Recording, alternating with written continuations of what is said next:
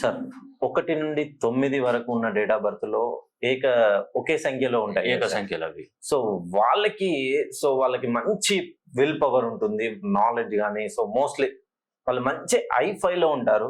So మిగతా వాళ్ళకి ఇంత డెవలప్మెంట్ ఉంటదో అని విన్నాం సార్. వాళ్ళకి వీళ్ళకి ఉన్న వ్యత్యాసం ఏంటి సార్? అంటే ఇప్పుడు ఒక విధంగా చెప్పాలంటే నేను ఒక క్వశ్చన్ అడుగుతాను మిమ్మల్ని. Okay sir.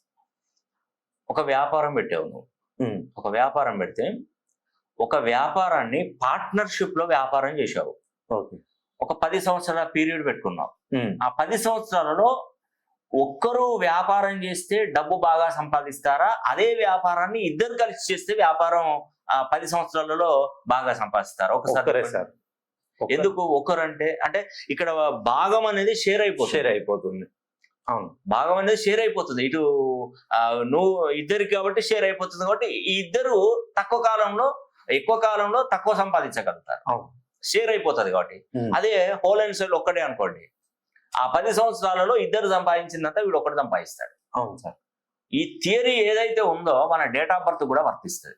ఓకే. 1 నుండి 9 వరకు ఏక సంఖ్యలు, 10 నుండి ద్విసంఖ్యామానంలోకి వెళ్ళిపోతుంది. 11 ఉందనుకోండి, 2 సూర్యులు, 1, 2, 12 ఉందనుకోండి, చంద్రుడు మరియు సూర్యుడు.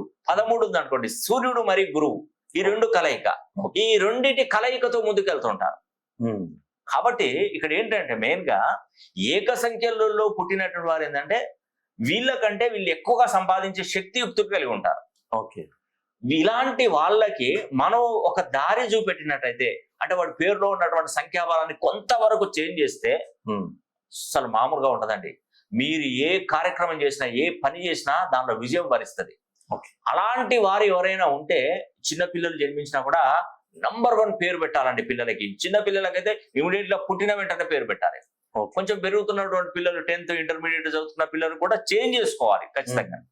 అలా చేసుకుంటే మాత్రం చాలా మంచి ఫలితాలు వస్తాయండి. నిజంగా ఏక సంఖ్యలు అనేది నంబర్ 1 ఏక సంఖ్యలేనండి.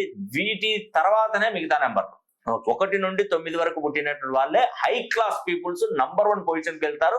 అతి సామాన్య కుటుంబంలో పుట్టినా కూడా ధనవంతులు అయ్యే వాళ్ళు ఎవరైనా ఉన్నారంటే ఈ 1 నుండి 9 వరకు జన్మించినటువంటి వాళ్ళు.